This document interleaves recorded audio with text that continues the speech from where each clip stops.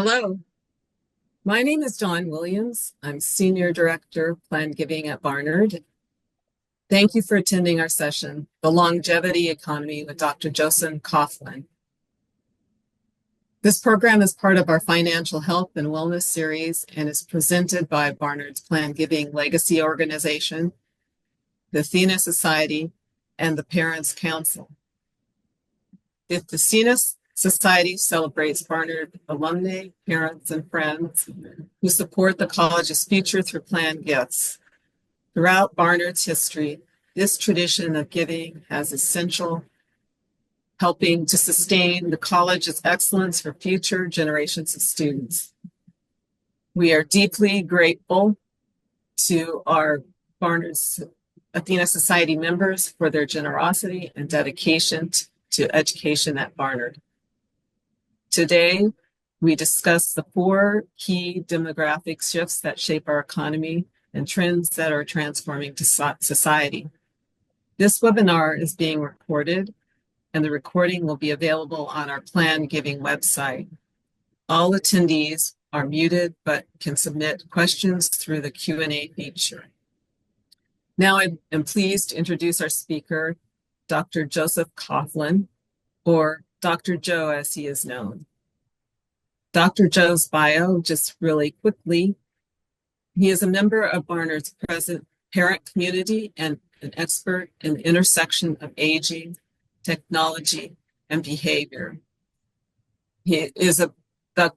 Joseph F. Coughlin, or Coughlin, PhD, parent 25, leads the Massachusetts Institute of Technology AgeLab, who teaches at MIT's Department of Urban Studies and Planning and has advised the World Economic Forum, the White House, and multiple Fortune 500 companies. He is the author of the best-selling book, The Longevity Economy, Unlocking the World's Fastest Growing, Most Misunderstood Market, which was published in 2017. His new book is Longevity Hubs, Regional Innovation for Global Aging, MIT Press, 2024. With that said, I'll leave it to Dr. Joe to begin our session. Great.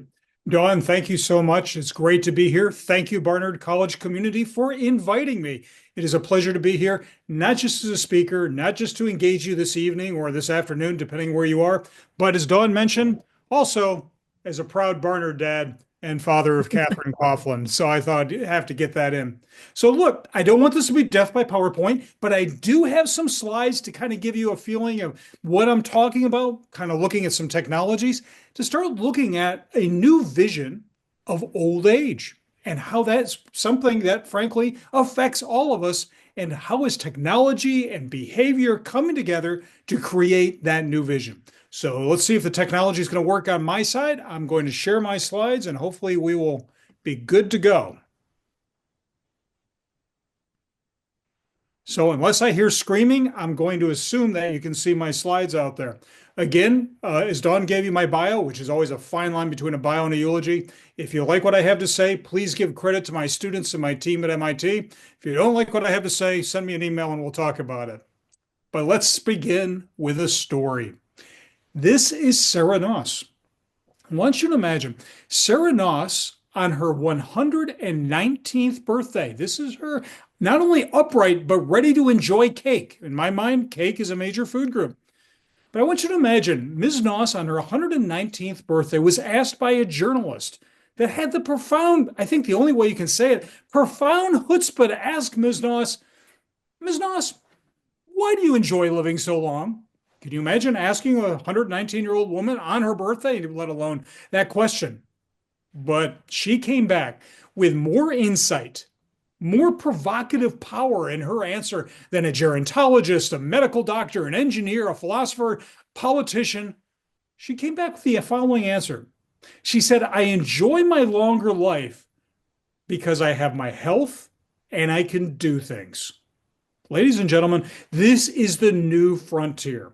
The new frontier for knowledge, the new frontier for science, indeed the new frontier for market innovation is not just to create more stuff for more ways, but is to help those bookends that we call longevity. of health and the ability to do things. And that's how my lab at MIT started, the MIT AgeLab. But I want to give you a story about how aging is progressing, not just in the United States, but around the world. How demographic trends are shaping the fact that we are going to be profoundly older than we've ever been in the history of humankind. Look at these kids. Aren't they cute? You're allowed to say they're cute. But you know why they're cute, don't you? They're not teenagers yet. That is why they're cute. No, actually, what I want to say to you is they're cute because I want you to imagine this. Some estimates suggest that one half the children born in the 1990s and 2000s, many of our own children, if you're a parent of a Barnard student, half of them in the industrialized world will live 100 years. Start thinking about what that is likely to mean, what life expectancy of 100 years. It is questions all the assumptions of normal life stages that we have. Do you genuinely believe that getting an education from someone like me at 20, 21, 22, or even graduate school well into your 20s is going to last you 40, 50, with Wall Street Journal suggests 60 years of work? Stop asking our children, what are you going to be when you grow up? Because with that kind of work span and changes in knowledge and changes of technology, it's going to be more a question of how many things will you be when you grow up? How many times will you move? Will my wife Emily want to hear the same jokes I've told over and over again for 38 years? No, longer life is not about more years of retirement. It is not about simply more years. It's also about more years in different segments of life, spending more time in them, creating entirely new life stages, and yes, longer life. But let's get into the numbers. 2047. I want you to imagine that year. 2047, I know it sounds out there for most of us, but 2047 is the year there will be more people on the planet of retirement age than children. This has never happened before. This is unprecedented. So look, I know all of us love technology, and especially where I am, the technology is in our name, so that often is the answer. Now, what's your question? And we also tend to like forecasting economics. But technology is one part hope and two parts math. Economics, in my humble opinion, is one part math and two parts witchcraft. But demography is destiny. And what I want to show you is that 2047 is where demographic transition, where the world flips from what we're used to. And I know you're saying, well, 2047, way off. Well, I'll tell you what. 2034 in the United States is the year where there will be more people retired than there will be children in the US. And by the way, this has already happened in Europe. It has already happened in 2013 in Canada and many Asian countries as well. And even some of our South American neighbors are starting to see that transition. And in part, it's not just because we are living longer, we've stopped having children. Now, demographers call this demographic winter. The fact is that we are facing a birth dearth. Now, look, I know a number of people are going, well, due to sustainability, climate, and whatnot, isn't this a good thing? Well, the fact of the matter is that Thomas Malthus years ago, 1700s, another economist, basically said we're going to eat ourselves off the planet. But he didn't take into account new farming methods, new technologies, new ways of doing things. And by the way, the drop in birth rate has been going on for 70 years. It is not the recent economic changes. It's not due to politics. It's not due to climate. It's not due to the pandemic. This has been happening over time. In fact, just to get a little geeky on you for a moment, you need 2.1 children per female just to keep a population even. No industrialized country is above replacement level. And what we are seeing around the world is that the birth rates, and remember the United Nations, not known for its optimism, is suggesting that the population will go up, and starting at about 2060, some say 2070, is going to start coming down the other way. In fact, some countries are really neurotic about this.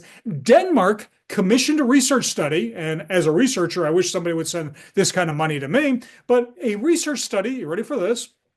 That apparently young Danes are more likely to have sex outside of Denmark than inside the country. So not only did Denmark put together a commercial, but the travel industry put together a commercial, you ready for this? Called Do It for Denmark, where wannabe grandparents were sending their adult children out of the country, London, Paris, Oslo, New York, but please come back with a grandchild.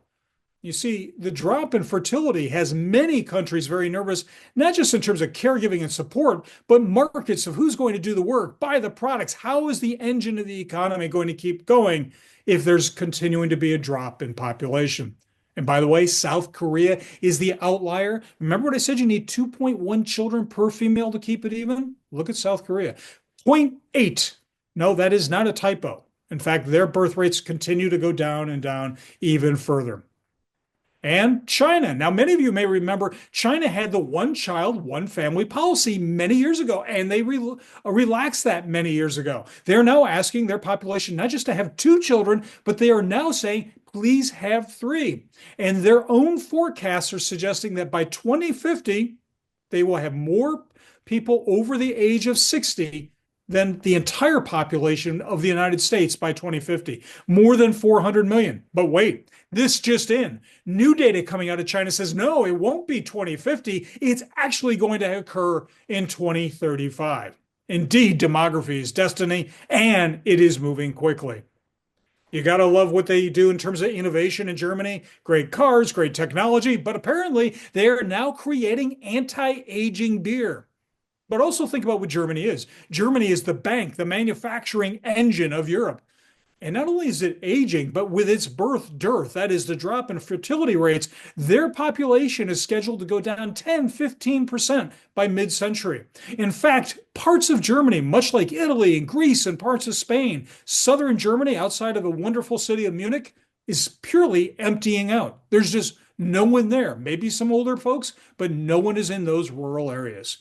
Demography is destiny, and it is reshaping societies, our urban areas, our rural areas, and clearly our markets. And by the way, it's not just about the industrialized world. Do you know that Kerala state in India has the same demographics, the same aging demographics as Europe? In fact, even South America is expecting a massive rise in older population because of the drop in fertility and because of extended work life. But this is perhaps the photo that will burn into your memory for the rest of the week. You know, I could tell you that Japan has about 125, 127 million people. I could also tell you by mid-century, they're estimating that 40% or more of their population will be retirement age. But what you will remember is that already they are old enough and have so few children that they are now selling more adult diapers than they are selling child diapers. So Japan, among others, and perhaps leading the way, the proverbial demographic canary in a coal mine, is trying to invest in robotics, understanding new ways of providing services. How do we provide care for older loved ones who do not have children or don't live near their children or have children that are too busy? Indeed, demography is changing our lifestyles, our life stages, and how we think about solutions, not just to live longer, but to live better. The global median age is increasing. We're looking at by 2050 a median age of 41, 42 years old. And by the way, that includes Africa, which is profoundly young. Their median age today is only 25. They have more people under 20 than they have over 20. But even with their profound youth, we're finding that the whole world is aging. And by the way, in Africa as well, we're finding that slowly but surely the birth rates are coming down. Here's the United States. Look for yourself on the map. The darker the color state, the higher the concentration of older adults. Give you an example. States like Maine are offering in-state tuition to out-of-state and international students because, frankly, many universities are running short on finding enough students to populate their classrooms. The average farmer in that Midwest area that's very dark is 61 years old. The average truck driver is just under 60. By the way, you want a doctor? The average doctor is 55. And by the way, for those of us that are aging and likely to need a cardiologist, good luck. The average cardiologist now is 61 years old. You see, while we have younger people and we believe that we often would like older folks just to kind of get out of the way to make room, the younger people we have are not necessarily filling the slots that society is going to need in the world tomorrow. But the old age is not just about more older adults. Please don't think this is about, oh, there's been more older people. Okay, I got that. No. You see, the next generation of older adults, as I call it, the longevity economy, is about not just numbers, but very different. Do you know that older adults, particularly in the United States, have now more education than any previous generation of older people in history. And by the way, let's keep this between us. Education does not make you smart. Heck, I'm in the education business, and you're all listening because of our love for education and higher institutions of learning. But education does not necessarily make you smart. It does give you, on the other hand, chronic attitude.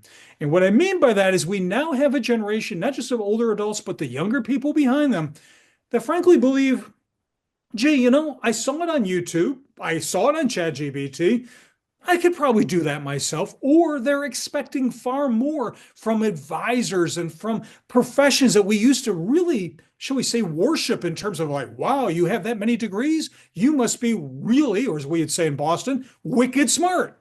Not so much anymore. This is a new generation that's truly disruptive to markets, to society, to politics.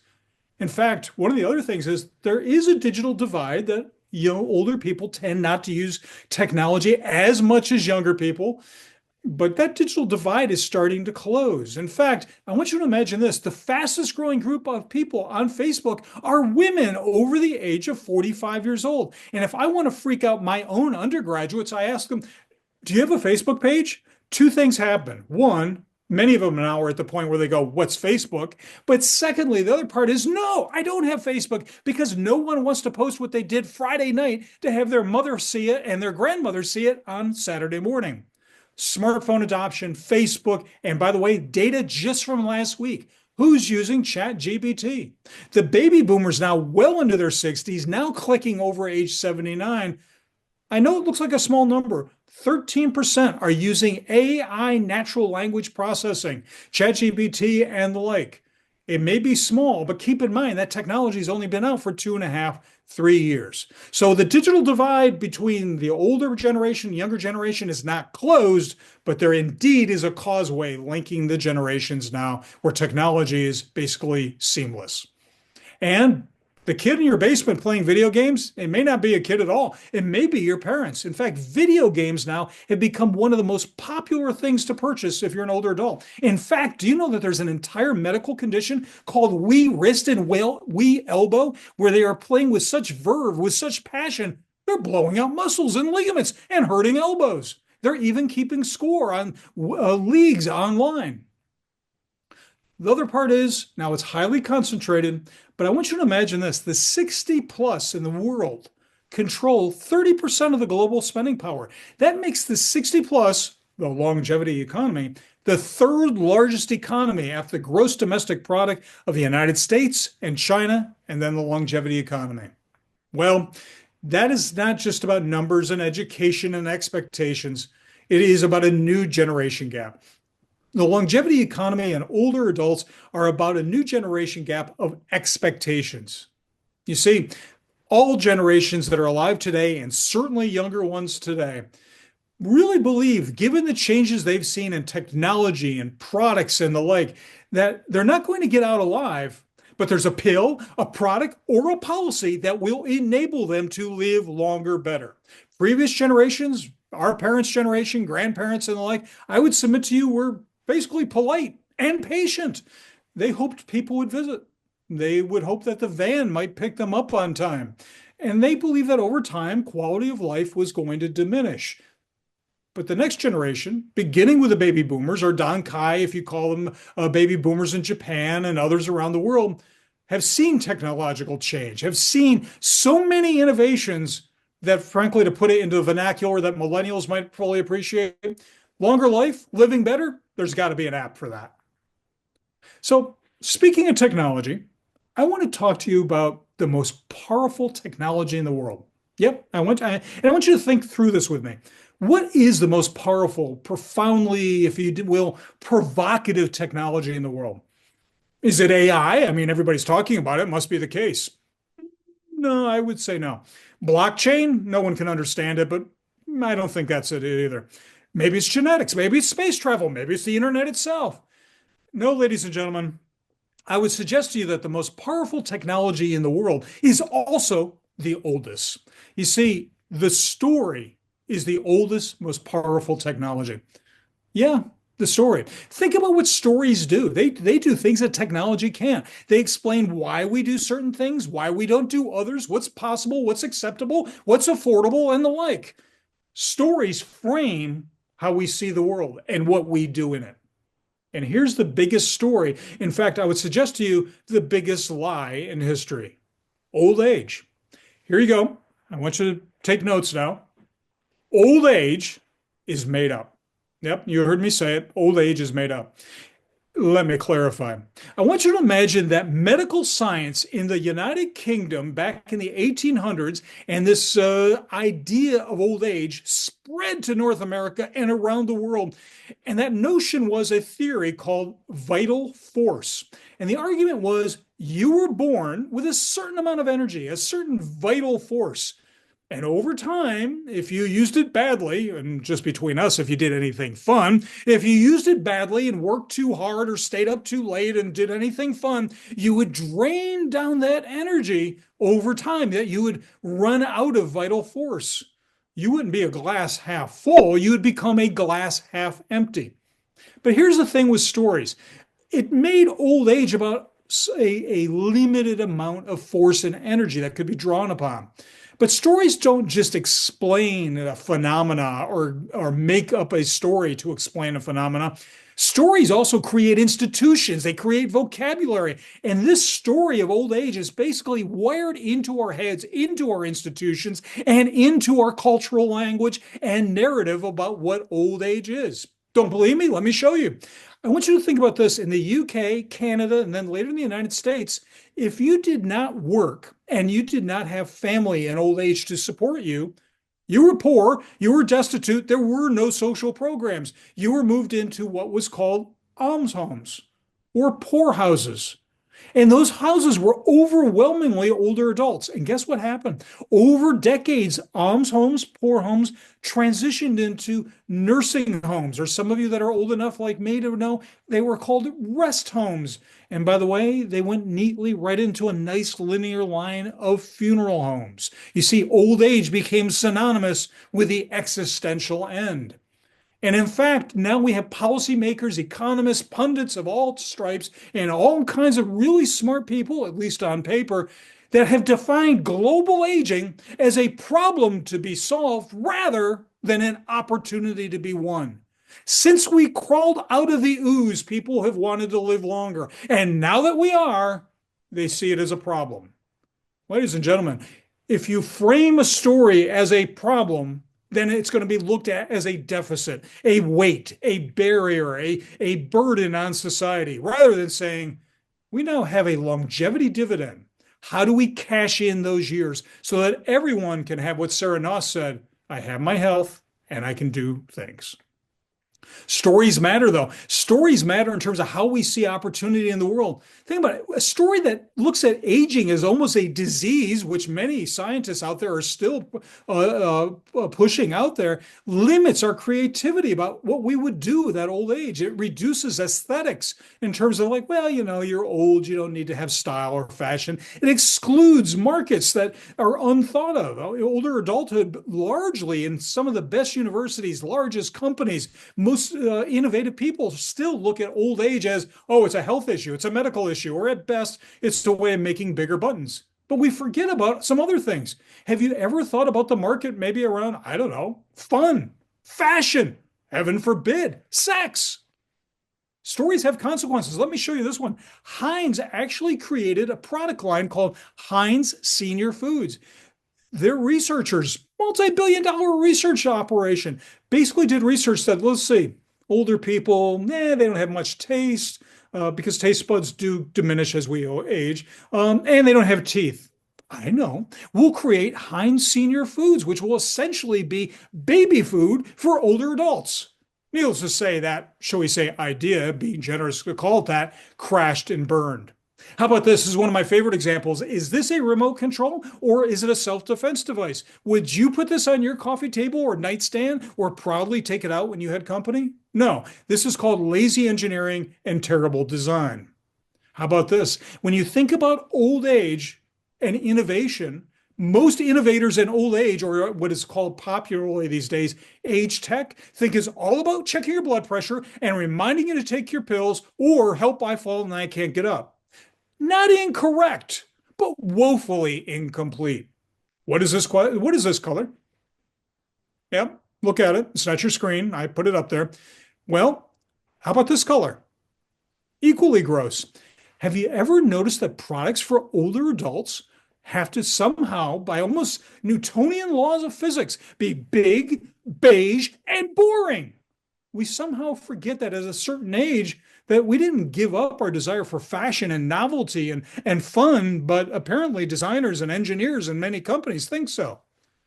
Do you know that research we did at the MIT AgeLab indicated that only 35% of people over age 75 consider themselves old?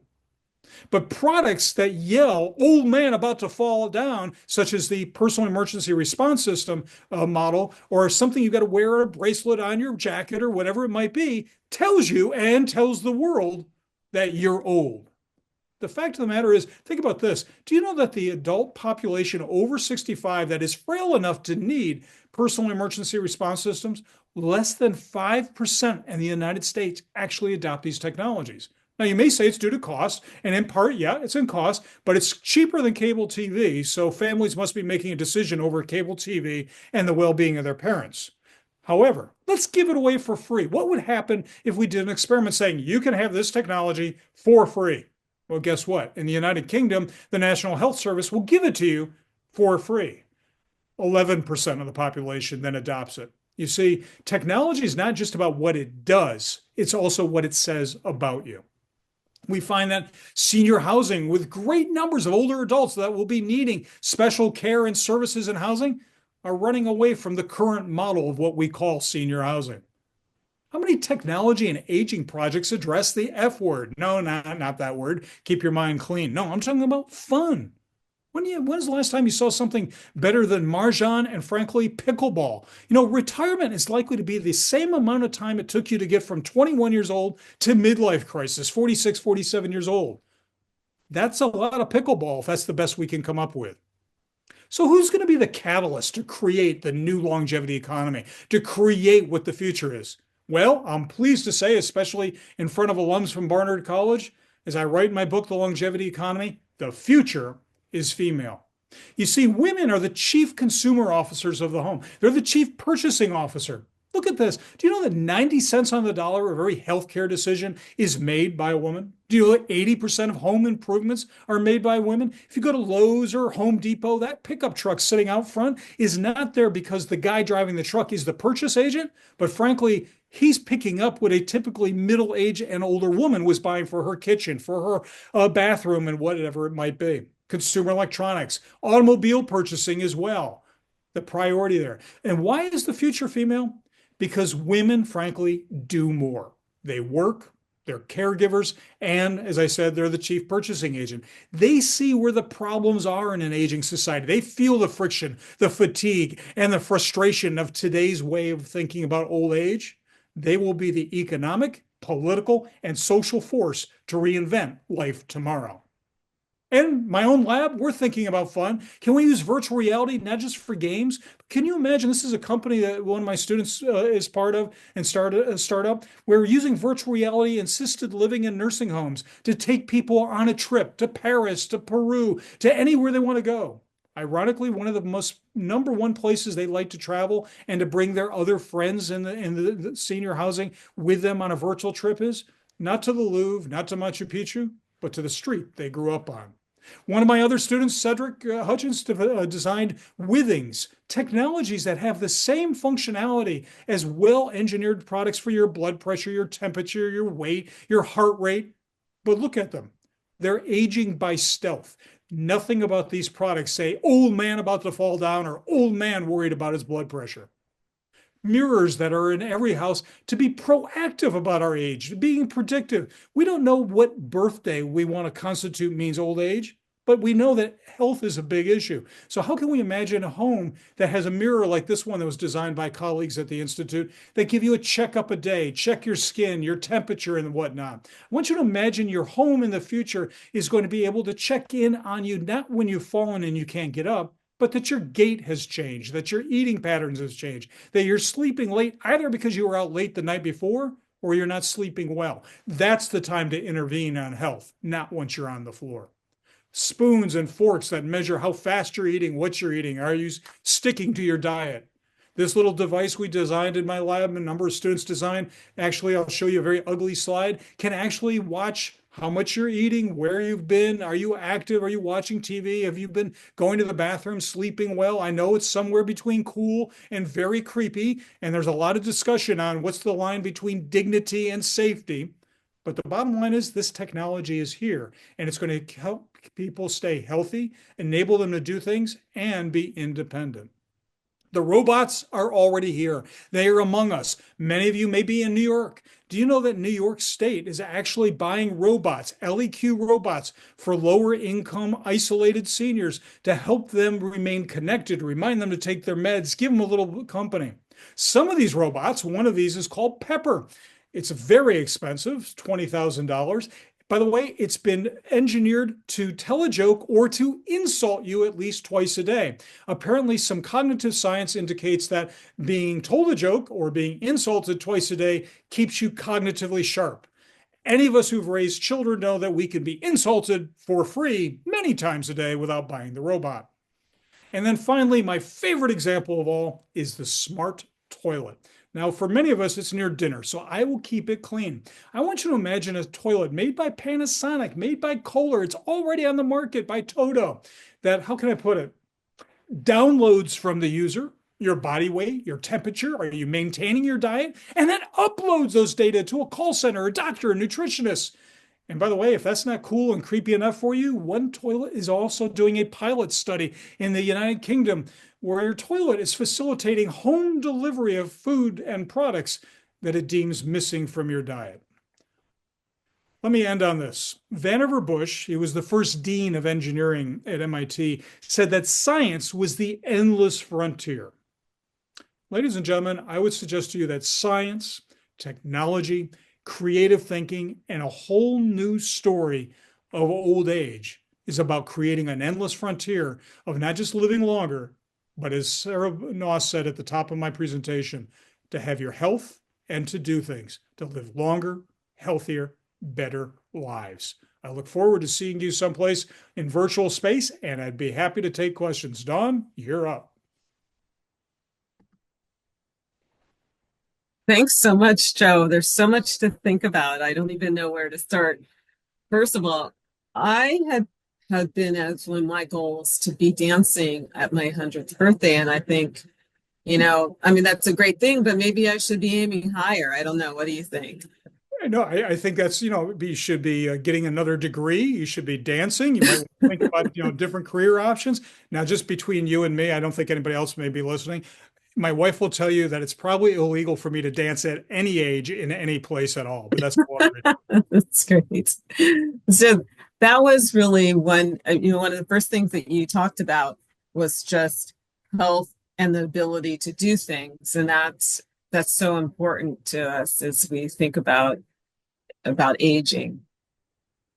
No, absolutely. And part of that, and since, I'm at an academic institution and we're being, you're hosting from an academic institution, one of the things we might really want to think about is how do we rethink education in general, not just to keep us, up to date and not just to keep us engaged, but to make sure that we remain a purposeful and mattering part of society. And I think rethinking our institutions that were built around a time when life expectancy was frankly in your early 40s, it may be time to revisit how we think about education, work, and life. Mm-hmm. So I'm going to just start with some of the questions that we have here. And just a question, this is so excellent, but if doctors are getting older, who will be taking care of us? That's a very real issue. I mean, there are places around the United States, I won't even talk about outside the country, we'll keep it US based, where there are basically no doctors or no pharmacists. Some states are offering medical students free tuition to say, we pay for your medical school, that you promised to be here for at least 5 years, 10 years to provide care. I do think that, during the pandemic, we saw technology propelled forward. So we did see an explosion in telemedicine. We're seeing paraprofessionals being created. Nurse practitioners and the like are filling in where, I'll show my age, where Dr. Welby used to leave off. So no, it is a crisis of formal caregiving, but we're starting to muddle through Mhm. technology and new professions. So we'll be thinking about healthcare in a very different way. No, absolutely. I mean, soon your MD medical doctor is more likely to be a systems integrator, and the care that you got that was hands-on and the like will be a different professional, not at that level of training. And you're already seeing that. So not all categories of people are aging as well as others. And one of the declines that we've seen is with men. What do we make? The question is, what do we make of that? Well, there's a couple of things. I'll take on the gender part of it first, and I spared everyone since it's largely a Barnard audience, and they already know it. But the highest divorce rate in the world is amongst the 50 plus, so-called gray divorce. And if you ask why the divorce happened or who initiated the divorce, overwhelming the who initiated it was the woman. And overwhelmingly, it was not because of money, wasn't because of sex. You ready for this? It was because he bores me was the number one answer. So, quite often we got to keep upping our game, shall we say, in older age. So men are not doing as well on a number of fronts. They're not doing well socially. They're not doing well in terms of healthy behaviors. And that's just the gender issue. Women tend to do better, although they have more years in disability than men do, largely because men check out early. But Don, where I thought the question might be going is something far more important, far more a political imperative for our country, which is your zip code is the biggest predictor of your well-being and longevity than anything else. So, structured the social determinants of health that are affecting people that do not have income or access or agency or the education to demand and access and afford the care they need, they are Hmm. overwhelmingly paying the price with years of life. Oh, that's something to think about. Uh, the next question has to do with families. How can families let go of fear that their elders and for their elders and facilitate this new story of aging? I think one of the least exercised resources that we use these days is the conversation, the family conversation, to actually start talking early on, not when somebody's already retired or already frail or Mhm. your decisions are being driven by urgency and panic, but trying to understand what do your parents or older loved ones want? What is their priority? Do you have the resources emotionally, physically, and financially to deliver on that? I like to make the difference when we talk about, for instance, retirement planning. Planning is like a shopping list. But most of us know that you're not eating until the food on that shopping list is either in your cart or in your cabinet, or better yet, on your stove. We should now start thinking about preparedness. Have you thought about where you're going to live? Have you thought about how you're going to access not just the things you need, like medical care and grocery stores, but the things you love? So just really quickly, Don, to give you an idea, my most recent piece on Forbes, I wrote about the tragedy of Gene Hackman and his wife passing away in Santa Fe, New Mexico. Mhm. His estimated worth was over $400 million. Even those people with money and incredible assets and education, without having a conversation about how to prepare, then you're left with a plan that often ends in tragedy. Mhm. So there's a few questions about the whole idea of aging in place, and also then people who is it better to age in place or live in a retirement community? Or some have said better to live in a retirement community or than to live at home with a robot. Yeah, as long as the robot is at least funny and can do something, I think. Look, on the note of robots, I'm intrigued by robots. I'm still of the belief that high tech should only fill in where high touch is no longer available. I still believe in the profoundly human touch that is Mhm. important for our well-being. Now, where to live? Here's some data for you. The AARP routine survey shows that more than 3/4 of us wish to age in place. However, half of those who wish to age in place, which is fancy jargon talk for staying in the home that, generally speaking, your marriage, your mortgage, and your memories are after age 50. The trouble is, one half of those who wish to do that don't believe they will be able to do so. Either they won't be able to maintain the home, afford the home as the price of the assessed value of the house maybe has gone up and the taxes have gone up, even though your income has stayed the same and you bought the house much cheaper earlier on. Or your knees are starting to give out where suddenly that bedroom on the second floor has become more of a challenge. That's the real part of longevity preparedness, or what we currently call retirement, which is thinking about what is I'm going to need, who do I want to be around, what do I need to access, and can I live there? Is senior housing better, to answer the rest of that question? I'll give you the quintessential clarity of an academic. It depends. And it depends on what are you looking for. It depends on the quality and the character of the senior housing and also what you can afford. But here's the thing. Moving into senior housing, or if you can afford it, moving to a beach in Florida is great. But just remember, don't leave your social connections behind, your medical connections behind. In fact, just the social connection alone, great research has been done showing that the lack of friends and family, social isolation, is the physical health impact equivalent of smoking 11 to 15 cigarettes per day. Mhm. So wherever you choose to live, choose wisely. Mhm. I just know from my experience with my father, who was 93. He lived in a community where he was essentially the mayor, and just the fact that he could go out and talk to people and socialize just made a world of difference. Even the difference between living with my sister in a house where she was busy, so just to have that social connection was so And important. there are good data out there to show that older adults, and frankly their adult children, are not necessarily happy living with their adult children unless you really have got enough space and you've created enough, shall we say, social space and independence. So it's a hard decision of where to live, but frankly, in old age, it's as important, if not more important, than how much money you've saved. Right. I'm going to change just a little bit here, and have you talk a little bit about technology.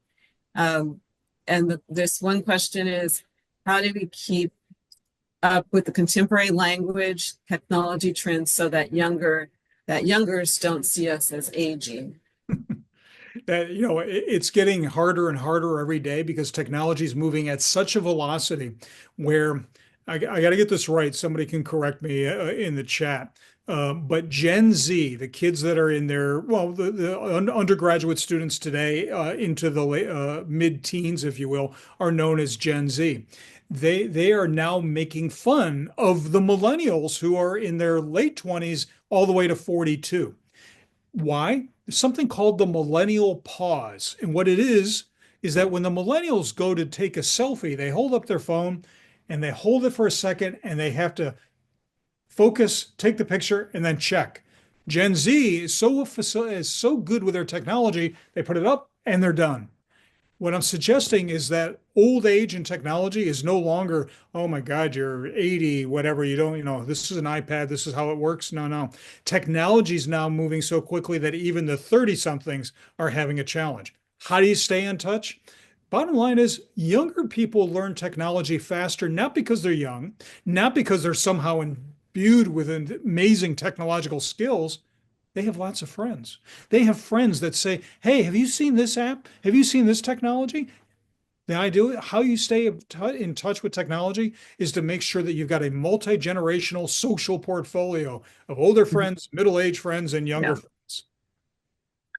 I wanted to continue with that. And you were talking about the workforce just as an example of having at least 4 generations, and just talk more about how we become more comfortable in interacting in a multi-generational world where everybody feels valued and and their skills, for their skills that they bring. Yeah. No, and look, it would be nice if we had just older workers and younger workers. And frankly, 4 generations would be generous. I would suggest to you, I'll give an example. There are nearly 80 million millennials and nearly 72 million baby boomers. So let's talk about the baby boomers for a second. The baby boomers, the very early stage of them, know that Woodstock was a protest. They were either drafted in the Vietnam War or protested the Vietnam War. The younger baby boomers saw this thing called the Vietnam War maybe on TV, and Woodstock to them is an exit on the New York State Thruway. It was not a concert. Why I'm saying that is that we have these wide swatches of generations that we think are all in one, when in fact the millennials are probably two, or the boomers are at least two more generations. You can't call a population of 80 million, the size of the United Kingdom, one thing. So now what we're looking at in the workplace is upwards of a 5 or 6 generation workforce, whereas I've been calling it lately on my LinkedIn page, generational alchemy, where we're seeing different values, different experiences drive new demands in the workplace: work-family balance, time off, remote work, benefits that are not about retirement because I don't intend to be working for you that long, but benefits that are pet care, elder care, sabbaticals, and training. So the new workforce is having this kinetic collision course of different generations asking for different things. And businesses, shall we say, making it up as they go along because this is new and just unprecedented. I'm just going to give you one more additional question, because we want to stay on time. We know that people have things to do this evening, but uh, just some tips for people who are with others who don't want to discuss preparing for old age or for aging. I think I really appreciate your getting us past the old age concept. Well, But let me leave people with 3 questions that are quirky and may make people smile, but it's a way of talking about old age without talking about the story of old age. So the first one is, as we think about aging, not in any particular order, who is going to change your light bulbs? And it sounds like a silly question, but if you want to age in place or wherever you live, just think about those routine, silly tasks that you do every day: changing light bulbs, taking out the trash. Let's say one day you either can't do it or you don't want to do it or whatever. Who's going to do that? Do you know someone that you trust, a service or a friend, a neighbor, a family member that would be able to do that? Second question, who are you going to have lunch with? Look, I don't know Mhm. about you, Dawn, but breakfast, I'm happy to be eating by myself. Dinner, I'll figure it out. But lunch is one of those times where that will measure how strong is your social connection, if you will. Do you have friends that when you retire say, "Oh, we're going to catch up, good luck with retirement," but months later you're basically eating lunch by yourself? So really assess your social portfolio. And then my third, and what I consider because of my diet, the most important question: how are you going to get an ice cream cone? What I, and what I mean by that question is, look, we always worry about where we're going to live and how much money we've saved. But do you know the little things that will make you smile? Remember what Sarah Noss said: I have my health and I can do things that made her Mhm. smile on 119th birthday. Do you know the things that make you smile? And here's the big thing. My background's originally in transportation. Do you live in a place where you have access to, at the spur of the moment, to the things that make you smile? So it's a hot summer night. Mm. You want a soft serve ice cream. You're not going to bother your adult daughter. You're not going to bother a neighbor. You want that ice cream and you want it now. If you don't drive or you don't have access to good transportation, you don't get the ice cream cone. Not not existential failure, but it does make life just a little less pleasant. So light bulbs, uh, and who you're going to have lunch with, and ice cream are 3 fun questions to get people to think profoundly, not about aging, but how they're going to live as they age. Yeah. Thanks so much, Joe. You've given us a lot to think about, and we're all going to go off and plan. I'm sure I'm talking for myself and others, just maybe think in different ways. Well, Um, thank you. And thank you to Barnard for all the great things you've done for my daughter and for the great Barnard community. Good luck to everybody. thank you. So thank you all so much for joining us today, and thank Dr. Joe one more time for his wonderful presentation. It's been incredibly valuable.